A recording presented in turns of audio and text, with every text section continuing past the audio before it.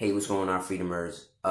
Let your curiosity open up another stream of income, not your, uh, no, let your skill set, excuse me, open up a different stream of income, not your curiosity.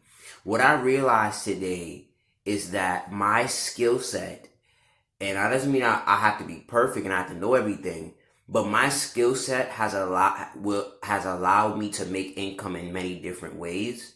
And and when I say don't let your curiosity, meaning in the beginning you want to master a skill set, not just be overly curious about the many things, because you don't want to be so distracted that you don't finish anything. But your skill set will open up different forms of and streams of income that you can do. Be open to that.